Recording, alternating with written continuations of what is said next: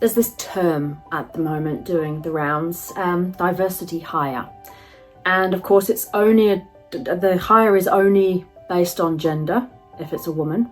The hire is only about race if it's someone non-white.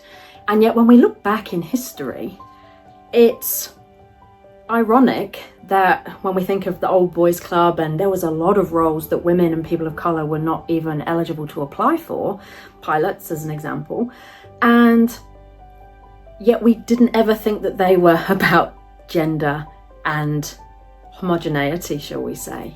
And it's come up recently with the Air New Zealand hire for their new chief executive, and of course when the Navy ship ran aground recently in the Pacific here and a woman was the captain. It surprises me because we make so much noise about that ship crashed because it was a woman, and yet do you know who was driving every other ship that crashed before that?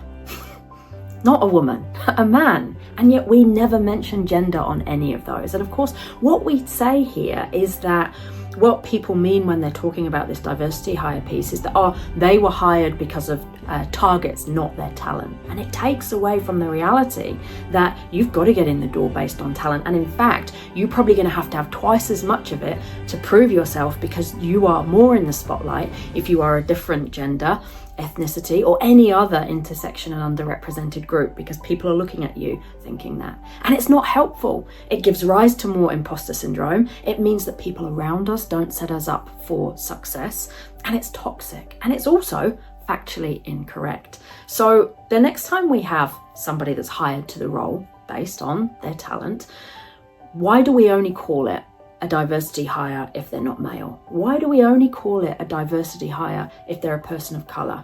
Because these things are not binary. We are not choosing between targets and talent.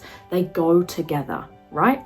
The talent has to be there and the targets are there to even out what has been an uneven representation at leadership. And that's not changing. You know, for the people that think, well, that means that white men are never going to get a job again, there are still more New Zealand NZX50 companies led by people called Mark than there are women. So there are still plenty of white men in positions of power.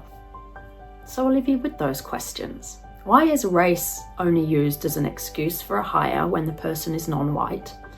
And why is gender only used as an excuse for a hire when the person is not male? It doesn't add up, and that's because it's a myth.